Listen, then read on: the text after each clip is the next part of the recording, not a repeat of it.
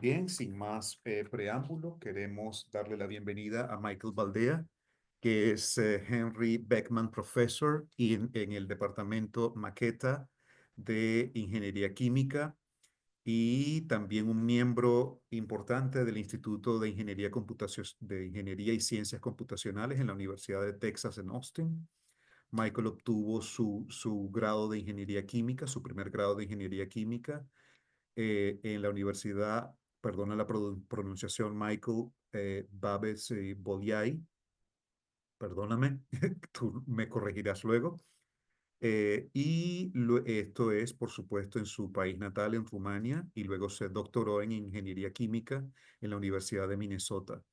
Previo a unirse a la Universidad de Texas, Michael tuvo varias posiciones en la industria y en la cual ha tenido una larga experiencia y todavía tiene trabajo directo con la industria, lo cual es muy importante para los ingenieros químicos, como sabemos. También queremos mencionar que su amplio interés de investigación incluye dinámica, optimización y control de procesos y sistemas de energía, áreas en las cuales lleva más de 350 artículos. Podríamos decir con mucho gusto que el primer artículo relativamente que viene de su doctorado en INECR, publicado en INECR, y hace poco más de 20 años, y ahora es su editor en jefe, comenzando eh, liderando la revista hace más de un año. Nombrar el número nombrar perdón, las distinciones y reconocimientos de Michael nos tomaría un largo rato, pero podemos mencionar que recibió el premio de innovación de la empresa de sistemas para procesos, eh, reconocido por todas las sociedades de ingeniería química más importantes en Estados Unidos y recibido varios premios por parte de la American Chemical Society. Eh, Sin más, no quiero retrasar más tu presentación, Michael. Es todo un gusto tenerte aquí y bueno, todo tuyo la audiencia. Muchas gracias, Joan, por la invitación, por la presentación. Y, y yo voy a tratar de compartir mi pantalla. ¿Está bien? Bueno, muchas gracias por la presentación y yo estoy muy feliz de estar aquí y compartir algunos de los resultados de nuestra investigación con ustedes como parte de esa maravillosa serie de ACS Science Talks en español. Pero primero tengo que hacer una aclaración. Una parte de los resultados que voy a mostrar aquí provienen de proyectos que recibieron el apoyo del gobierno de los Estados Unidos. Yo no represento al gobierno, yo no soy un empleado del gobierno y el gobierno no respalda ninguno de esos resultados. Y también quería antes de comenzar, me gustaría agradecer a los estudiantes que trabajaron en algunas de estas investigaciones, Xintang y Zhongkyun Ro. También me gustaría agradecer a mis colaboradores que vienen del mundo académico, de los laboratorios nacionales y también de la industria. Y también me gustaría agradecer el apoyo financiero que recibimos del Departamento de Energía aquí, de ARPA-E, de NREL y de Shell. Eh,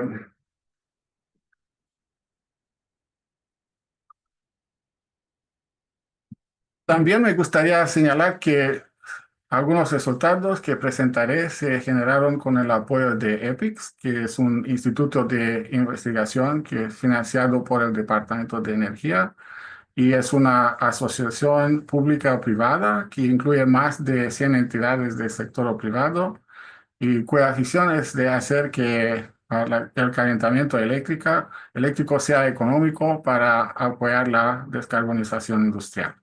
EPICS tiene como objetivo desarrollar y ampliar conceptos innovadores de calentamiento eléctrico para la fabricación avanzada en los procesos industriales. Y como mencionó Joan, yo soy ingeniero químico, por lo que el material que yo voy a presentar hoy se centrará en la industria química, más que en la química pura. Pero vamos a hacer referencia a las propiedades de los materiales, la vía de procesamiento, que están profundamente relacionados con la química. Por supuesto, nos centraremos en uno de los mayores desafíos de nuestro tiempo, es abordar las emisiones de dióxido de carbono y sus impactos. El título de mi presentación es Desafíos y oportunidades en la descarbonización industrial, y para entender completamente por qué estamos siguiendo esta línea de investigación, necesitamos ver qué es realmente la manufactura en industria. Aquí yo estoy mostrando algunos datos que presentan una panorama general de la industria manufacturera de los Estados Unidos. Esos datos también son representativos del uso de energía en otras economías con uso intensivo de la manufactura. Y la industria manufacturera toma materias primas y las convierte en productos, ya sean intermedios para otras industrias o bienes de consumo. Estas transformaciones requieren un aporte de energía. Podría ser en forma de vapor, podría ser en forma de electricidad o combustibles de hidrocarburos que se queman. La mayor parte de la energía se gasta en calentar o cambiar la temperatura de los materiales que se procesan. Eso podría venir en forma de ebullición, fusión, cocción, etc. Y vamos a ver algunos ejemplos más adelante. Pero como notará, la eficiencia de todo esos procesos es relativamente alta, pero hay pérdidas sustanciales también. En el mismo tiempo, el uso de combustible para generar vapor o el calentamiento directo del proceso conlleva una penalización en términos de la emisión de gases de efecto invernadero, en particular del dióxido de carbono. Nosotros podemos centrarnos en las emisiones relacionadas con el calentamiento y el consumo de energía por el sector industrial. Los principales sectores emisores en la industria de los Estados Unidos son los productos químicos, el refinado aquí, también hierro y acero, los productos alimenticios, el cemento y el papel. La industria de productos químicos y la refinación de petróleo tienen una contribución más significativa. Y la situación a nivel mundial es parecida. En algunos lugares el acero es una emisión mayor, en otros lugares es el cemento. Así que hablaremos posteriormente en esa presentación sobre el calentamiento, en el calentamiento, pero por ahora vemos qué opciones están disponibles en general, para reducir o completamente eliminar las emisiones de los procesos de fabricación. Debo mencionar que la mayoría de las empresas globales, así como muchos países, han establecido objetivos ambiciosos de descarbonización para la industria, generalmente previendo que se lograrán alrededor del año 2050.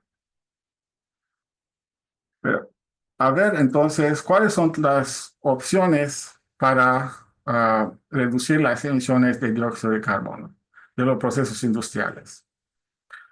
En primer lugar está, por supuesto, la opción de captura de carbono de fuentes industriales y después de utilizar el dióxido de carbono. La captura funciona bien cuando existe una fuente puntual. Es el caso, por ejemplo, de las centrales eléctricas. Las grandes instalaciones industriales que realicen actividades de fabricación suelen tener múltiples fuentes de dióxido de carbono que son asociadas, por ejemplo, con hornos, calderas, secadoras, plantas de cogeneración, etc. Es difícil de construir una planta de captura para cada una de estas fuentes. Y por otro lado, recoger los flujos de gases de combustión de todas estas fuentes y dirigirlos hacia una gran instalación centralizada de captura de carbono es muy costoso. Por lo tanto, es de esperar entonces que la captura de carbono no sea ideal para las plantas de fabricación y los grandes sitios industriales. Otro enfoque para reducir las emisiones industriales es de mejorar la eficiencia energética. Muchos escenarios y análisis son agresivos en este sentido, suponiendo, por ejemplo, un aumento de 1% por año en la eficiencia. Eso suele ser posible con las nuevas tecnologías, pero hay muchos procesos, por ejemplo, amoníaco, refinación, etileno, que están bien establecidos y en algunos casos llevan décadas de funcionamiento. Esas tecnologías se han mejorado continuamente y ahora están cerca de su límite práctico de eficiencia. Por lo tanto, en este caso, una mejora de eficiencia de 1% anual puede ser muy optimista. Los análisis también tienen en cuenta tecnologías que aún no existen y en algunos casos se supone que su presencia y contribución a la reducción de emisiones es bastante significativa. Sin duda, debemos mirar hacia el futuro, pero es difícil de contar con algo que aún no se ha inventado. En ese contexto, me parece que la electrificación del procesamiento, en particular del calentamiento en la industria, que es una fuente importante de emisiones, puede tener una contribución mayor al logro del objetivo global de cero emisiones netas.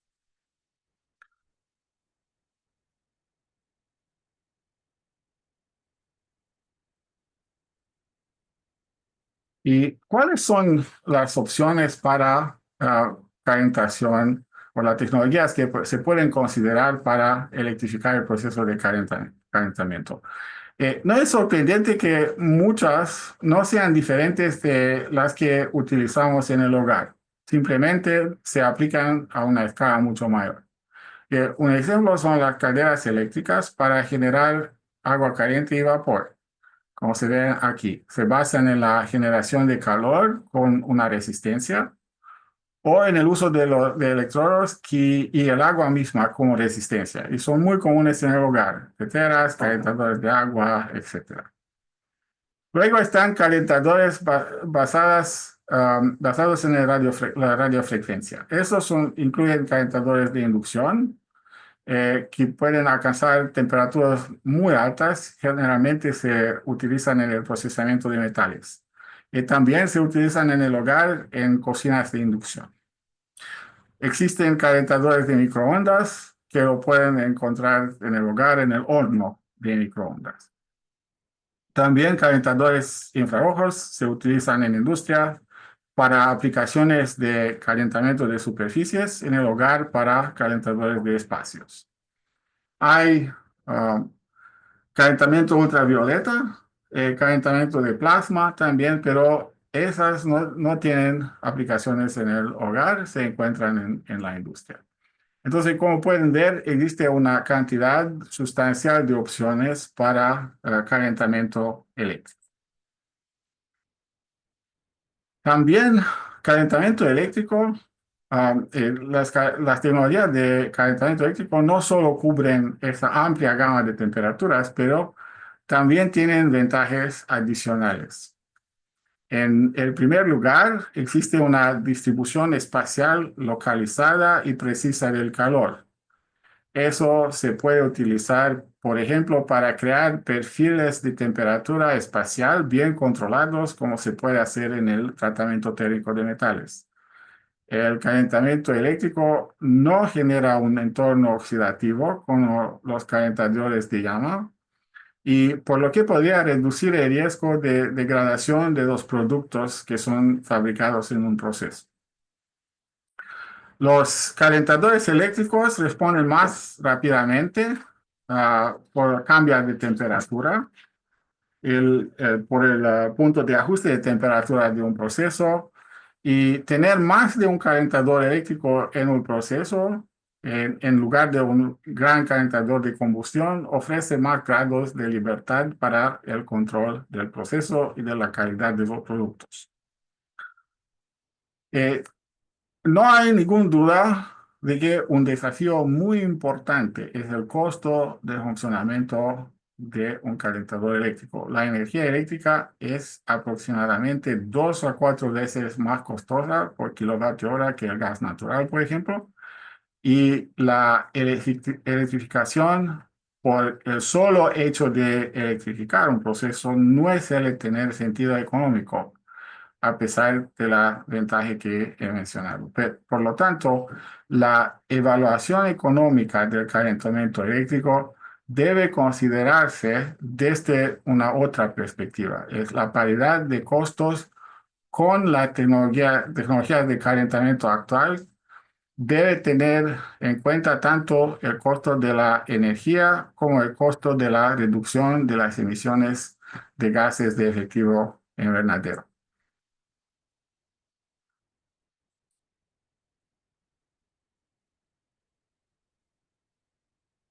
Pero ¿a dónde iría exactamente el calentamiento eléctrico? Los datos que recompilamos indican que las aplicaciones de calentamiento en industria son bastante heterogéneas. Este gráfico muestra la energía acumulada utilizada para el calentamiento en función de la temperatura. Cuanto más pronunciada sea la pendiente del gráfico, como aquí, más energía se utiliza en ese rango de temperatura. En el rango de baja temperatura, eso es hasta 250 grados, eh, este rango está dominado por industria como el procesamiento de alimentos, la producción textil y una parte de la industria química, principalmente para procesos de separación como la destilación. La pendiente de la curva aquí es mucho menos pronunciada en el rango de temperatura media. Eso está representado principalmente por las necesidades de calefacción en los reactores en la industria química aquí. También el procesamiento de minerales no metálicos. Por último, en el rango de alta temperatura, tenemos el procesamiento de acero y también la producción de cemento. Pero curiosamente, alrededor de 50 a 60% de la energía total consumida de la industria para calefacción, para calentamiento, se encuentra en el rango de temperatura baja, hasta a 250 grados Celsius. Y hay una forma bastante sencilla de interpretar eso. La intensidad energética, por ejemplo, de los productos alimenticios, es decir, la energía gastada para fabricar 1 kilogramo de producto, es tan alta debido al hecho de que procesarlos requiere procesar y hervir mucha agua. El calor latente de vaporización del agua es alrededor de 8 veces mayor que el calor latente de fusión del acero. Entonces, aquí, en este rango de temperatura, vamos a gastar mucha energía para el procesamiento.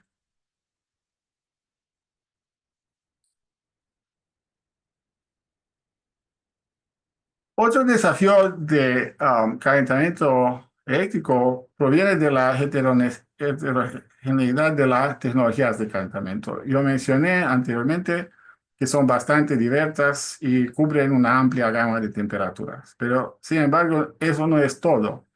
El rendimiento térmico o la potencia que una tecnología de calentamiento puede proporcionar es también importante. Aquí se puede ver que algunas tecnologías pueden proporcionar niveles de potencia sustanciales, como calentamiento de resistencia del agua. Otras son más modestas, como aquí a microondas.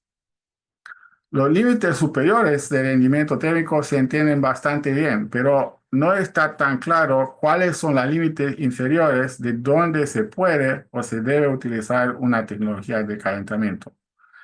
Es intuitivo, por ejemplo, que un calentador de plasma no se debe utilizar para bajas temperaturas, pero otras decisiones así son menos claras.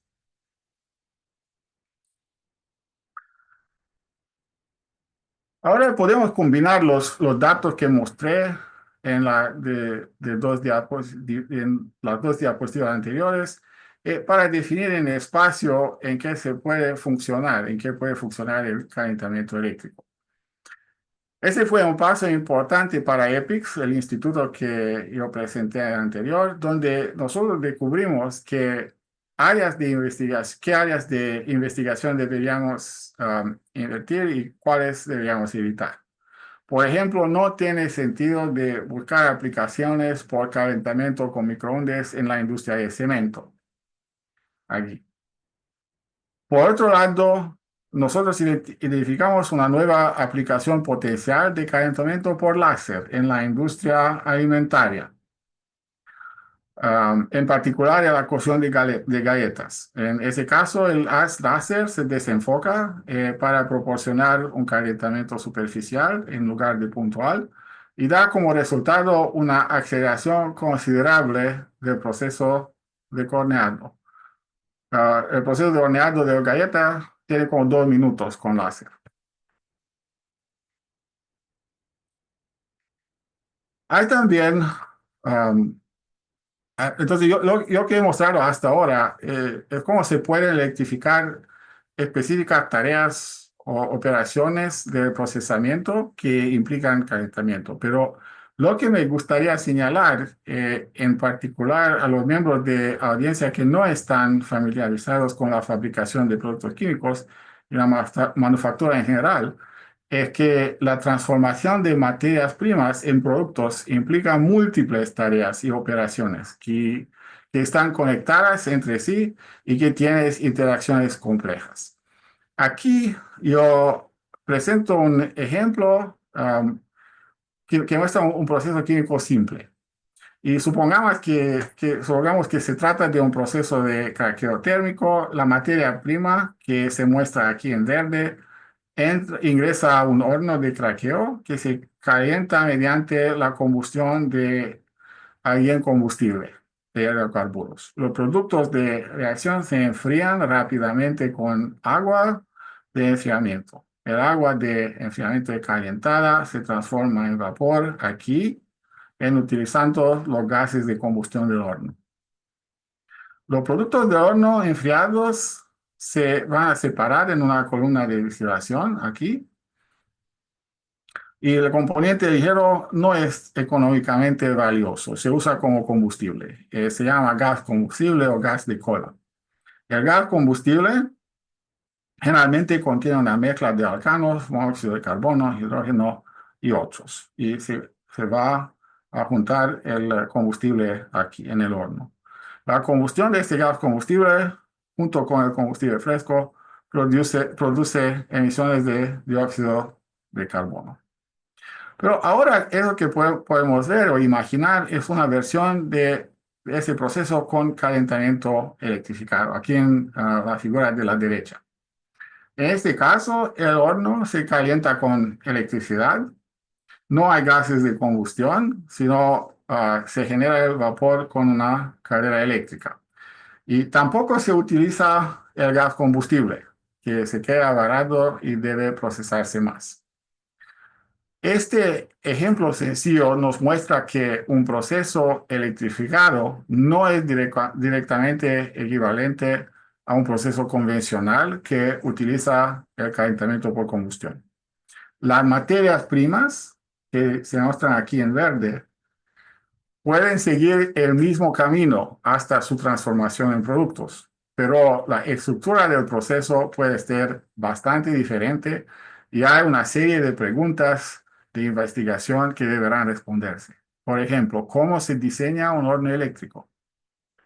En particular para plantas que producen millones de toneladas de producto al año.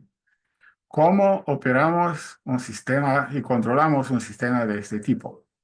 ¿Qué hacemos con el gas combustible?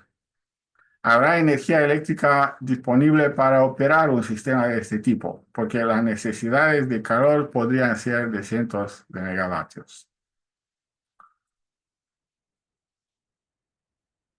En la diapositiva, en esa diapositiva, yo argumenté que el diseño de una planta química con calentamiento electrificado podría ser bastante diferente de una planta convencional. Y aquí me gustaría analizar cómo ambos procesos responderán a los cambios en sus insumos, por ejemplo, el caudal de materias primas.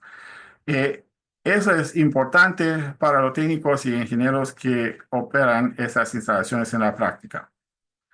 Para ello, yo utilizaré lo que se denomina una representación gráfica del proceso. Y supongamos que hay varias unidades como la columna, el reactor, el horno, que son conectadas en serie. Eso significa que el producto de una unidad es la alimentación de la siguiente y que la última unidad produce una corriente de gas combustible que se utiliza para calentar la primera unidad. El gráfico muestra las variables relevantes, como la temperatura, las composiciones de los materiales en las diferentes unidades, como nodos, estos círculos, y las relaciones entre ellas como aristas, esas flechas curvas.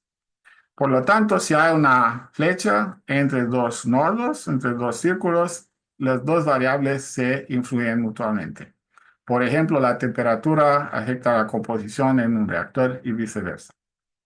Así, como observamos la representación gráfica del proceso convencional, donde se utiliza el gas combustible para calentar el reactor, vemos que la composición de la corriente de gas combustible afecta la temperatura del reactor. Pero eso es natural, ya que la composición afectará su valor calorífico. A su vez, la temperatura del reactor afectará de forma menos directa, ya que debe pasar por varias unidades, la composición del gas combustible. Y por lo tanto, lo que tenemos aquí es un efecto de retroalimentación entre la última y la primera unidad del proceso, y lo cual probablemente hará que este proceso sea más difícil de controlar. Pero aquí, cuando consideramos el gráfico del proceso electrificado, donde el gas combustible no se utiliza para calentar, no hay ninguna conexión entre la última unidad y la primera unidad del proceso. Entonces, no hay efecto de retroalimentación. El calentamiento se realiza con electricidad que proviene de un recurso renovable fuera de la instalación y constituye un grado adicional de libertad para el control. Por lo tanto, podemos anticipar que el comportamiento dinámico de estas instalaciones puede ser diferente y que la opción electrificada sea posiblemente más fácil de controlar.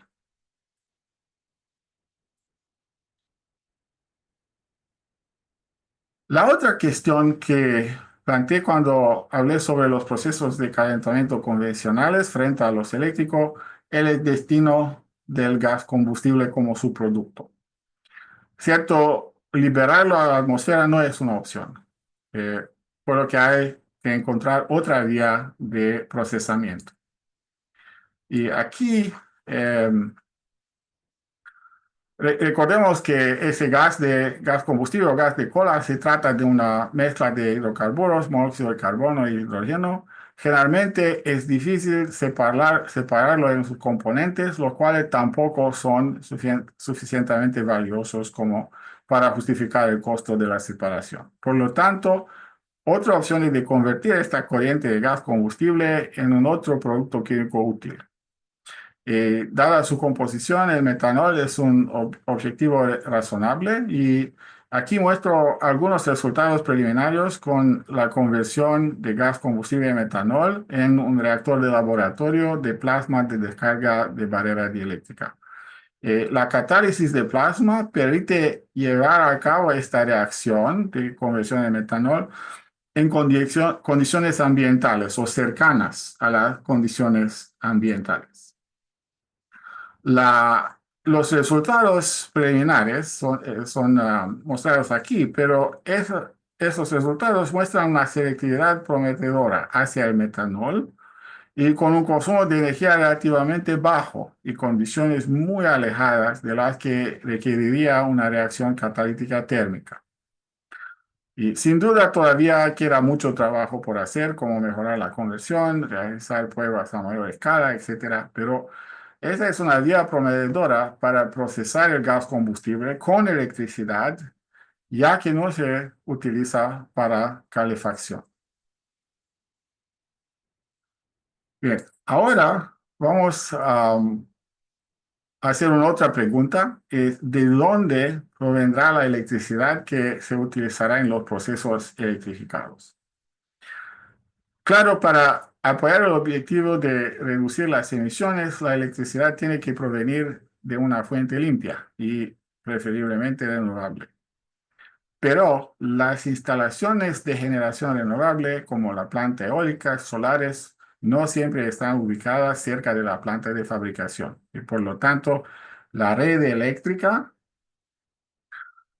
deberá actualizarse y o ampliarse para transmitir electricidad del sitio de generación hasta los usuarios de la industria manufacturera.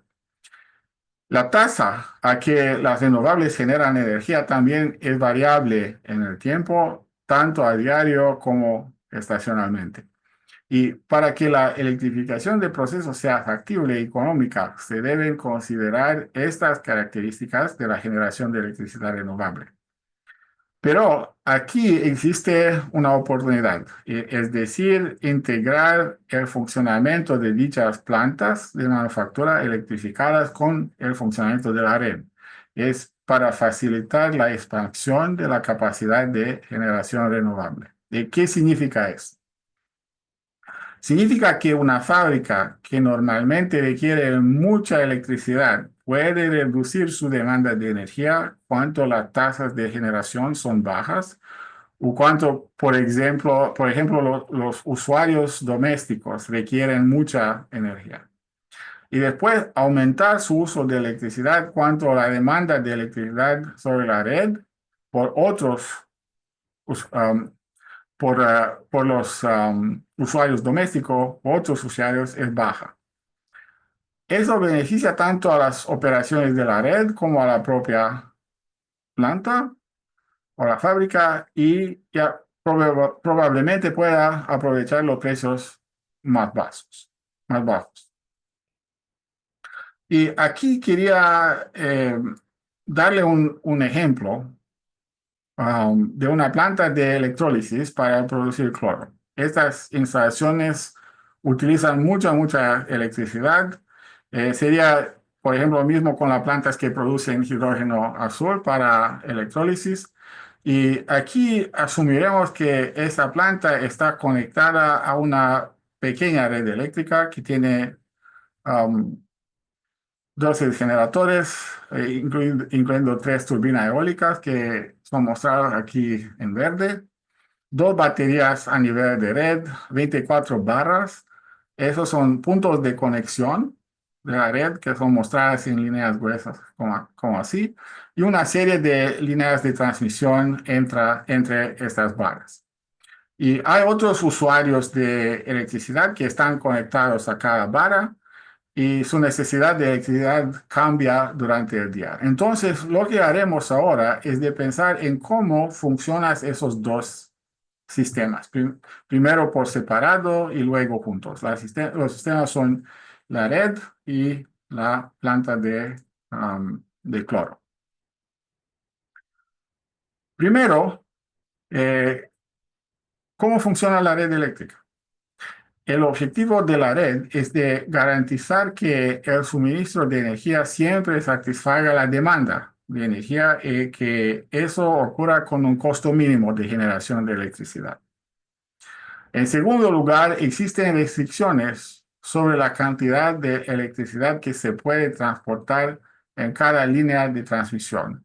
Y también hay límites superiores sobre la cantidad que puede producir cada generador.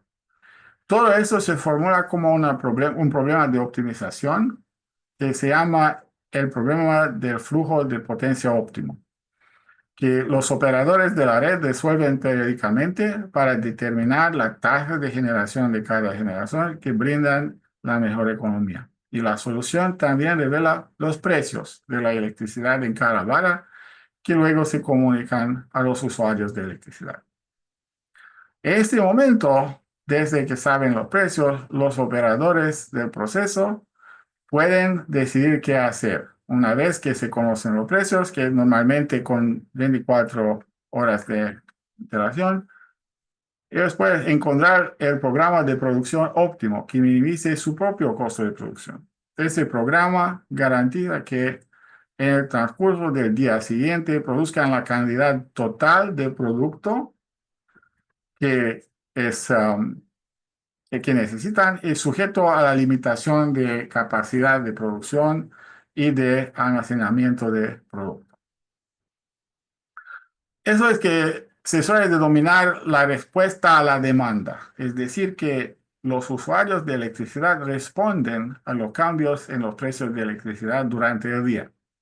En principio, los usuarios reducirán su demanda de electricidad cuando los precios sean altos y aumentarán su consumo de electricidad cuando los precios sean bajos. Pero, sin embargo, no están obligados a hacerlo y por lo tanto son impredecibles para el operador de la red eléctrica.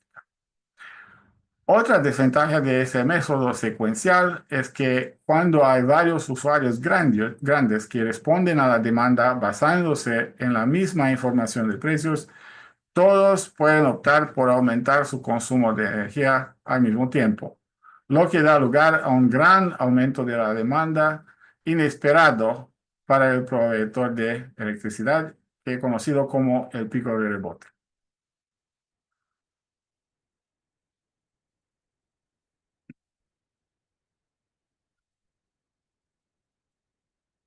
Esas cuestiones y problemas sugieren que los problemas de flujo de energía óptimo y respuesta de demanda óptima deberían resolverse simultáneamente en lugar de secuencialmente. Significa que debería formularse un problema combinado. Este problema se conoce como licitación por demanda, lo que significa que los usuarios de electricidad pueden solicitar un cierto nivel de energía a cualquier hora del día y especificar cuánto están dispuestos a pagar. En cierto sentido, eso es similar a cómo funcionan las centrales eléctricas. Las centrales especifican cuánto pueden generar y a qué costo. En este problema combinado, el objetivo es una función de bienestar que representa el costo total de generar energía y el ingreso total que proviene de la venta de los productos fabricados por los usuarios de electricidad. Y eso garantiza que todos se benefician de trabajar juntos. El problema está sujeto a las mismas restricciones que antes. Y también debo mencionar que la licitación por demanda requiere que los usuarios de electricidad compartan más información con el operador de la red, como sus objetivos de producción, cuál es el consumo específico de energía o la energía utilizada por unidad de producto fabricado. Y los usuarios industriales pueden o no estar dispuestos a compartir esta información. Pero vamos a ver si vale la pena. En esta tabla vamos a comparar los costos de generación que se generan a través de la red eléctrica y los costos de producción que se generan a través de la planta de cloroalcali en tres escenarios. Primero, vamos a asumir que el problema de flujo de potencia óptimo y el problema de respuesta a la demanda se resuelvan por separado. Eso se muestra en la segunda y la cuarta columnas de la tabla. Y luego la solución del problema de licitación a demanda se muestra en la tercera columna aquí. Y hay algunas cosas que se deben tener en cuenta. La licitación a demanda genera ahorros relativamente buenos en costos de generación, como se ve aquí. El costo de la electricidad para el usuario es más alto que en caso de la respuesta a la demanda. ¿Y por qué? En este caso, creemos que se debe a que hay un solo usuario que participa en la licitación a demanda y por lo que no tiene mucho poder de mercado ni contribuye a la formación del precio de electricidad. Y ese es un tema que vamos a explorar en mayor profundidad en el siguiente. Pero antes de hacer eso, deberíamos considerar también el impacto de la licitación por demanda a nivel de toda la red. Y esos gráficos muestran las tasas de generación de cada generador en los casos de oferta a demanda y de respuesta a demanda. Y recordemos que la planta de cloralcali es conectada a la vara 23, aquí donde también se encuentra el generador número 7. Y por lo tanto, se esperaría que la tasa de generación de ese generador cambiará en respuesta a que este gran usuario de electricidad cambie su consumo. Curiosamente, ese no es el caso. De hecho, el mayor impacto se produce en las tasas de generación de los generadores 2 y 5 que están, si vemos aquí, muy lejos de la vara donde se encuentra la planta de cloralcali. Y eso sugiere cada cosa. Primero, que la electrificación de los procesos industriales, que implica muchos nuevos y grandes usuarios de electricidad casi, tiene un impacto sustancial y no fácilmente anticipado en toda la red eléctrica. Segundo, que es probable que este efecto dependerá del número de grandes usuarios que se comprometan en tales programas de licitación de demanda. Y tercero, que la transmisión de energía eléctrica entre generadores y usuarios se hace crítica. Ahora, para comprobar estas hipótesis y conclusiones, vamos a ver un ejemplo mucho más grande. Y se trata de un modelo de red eléctrica sintética que tiene una superficie similar a la red del estado de Texas. Tiene 2.000 varas, más de 1.000 cargas, más de 2.000 líneas, cientos de transformadores y generadores. Y lo que pretendemos hacer aquí es de ver el impacto de tener más y más usuarios participando en licitaciones de demanda. Y por lo tanto, vamos a definir la relación entre los usuarios que ofertan y la carga total de las licitaciones y una carga mínima del sistema aquí, como la relación R. Y observaremos lo que sucede durante todo el año y tendremos la opción de incluir o no restricciones a transición eléctrica. Para eliminar las restricciones de transición, consideraremos que todos los consumidores están conectados a una única vara, lo que significa que no hay límite a la potencia que se puede transmitir desde cualquier generador a cualquier usuario. Y aquí se puede ver que el impacto de aumentar la contribución de las entidades que participan en las licitaciones sobre el costo de generación de energía con y sin restricciones de transmisión. Aquí sin restricciones y con restricciones a la derecha. Lo interesante es que en el caso de transmisión restringida, el beneficio económico de las licitaciones por demanda se detiene después de aproximadamente 13% de entidades que participan. Eso significa que incluso si logramos que más usuarios participen en programas que se supone que ayudan al funcionamiento de la red, su impacto no será significativo en términos del costo de la electricidad. Y eso también confirma nuestras sospechas de que esos beneficios son limitados por la capacidad de transmisión. Lo que estoy demostrando en la diapositiva aquí, siguiente, entonces aquí se puede ver en esos gráficos, en el eje X de cada gráfico, se observa el número de la línea de transmisión. En el eje y de la hora del día. Eso es un ejemplo de un día. Una X para una línea dada, una hora dada, significa que se ha alcanzando de la capacidad de esta línea. Se puede ver que a medida que aumenta el nivel de participación de la izquierda a la derecha y de alto en bajo, en las operaciones de la red, las líneas de transmisión que se ven limitadas son diferentes. De hecho, más líneas se ven limitadas en cuanto a capacidad a medida que aumenta la participación en la licitación de demanda. Los datos que estoy mostrando aquí confirman que las líneas de transmisión son el elemento que limita los beneficios de los usuarios que participan en la operación de la red eléctrica. Y los experimentos que hicimos demostraron también que a medida que aumenta la participación de usuarios, de los usuarios de electricidad, los precios de electricidad se vuelven más planos o hay menos variación en los precios de la electricidad durante el día.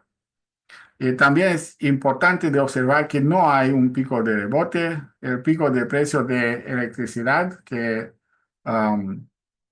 en realidad desaparece en lugar de aparecer a un momento diferente del día.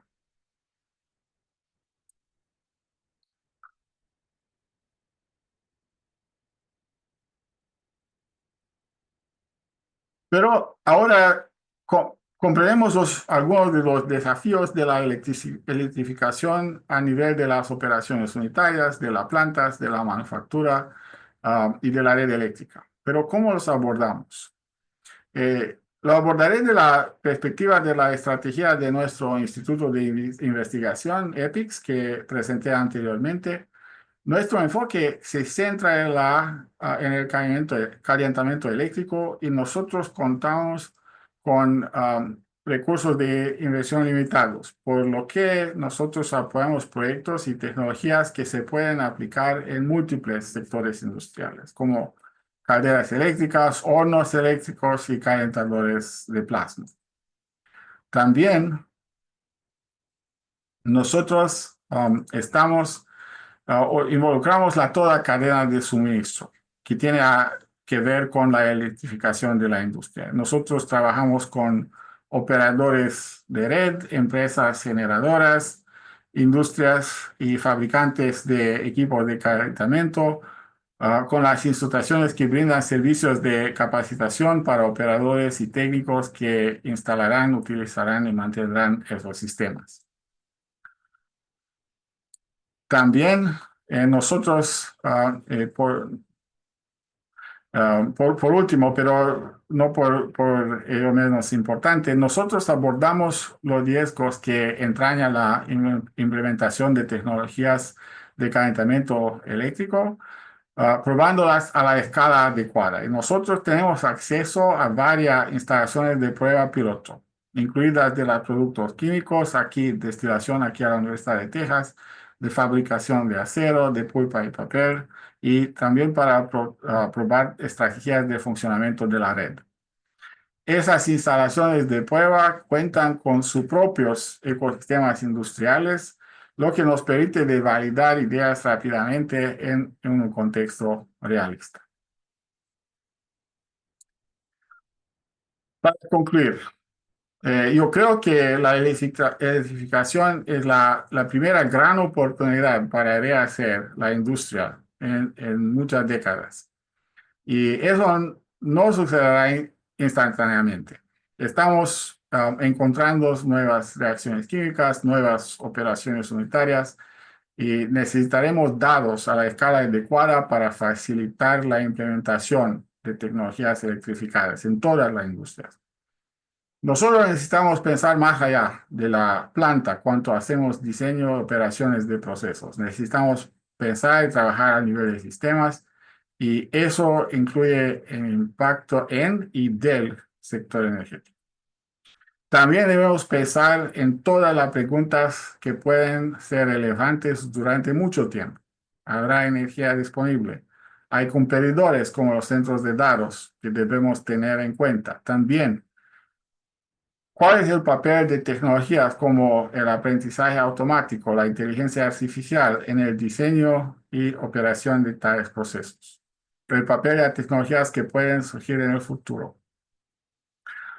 Con eso, gracias por su atención y estaré encantado de contestar preguntas. Muchas gracias.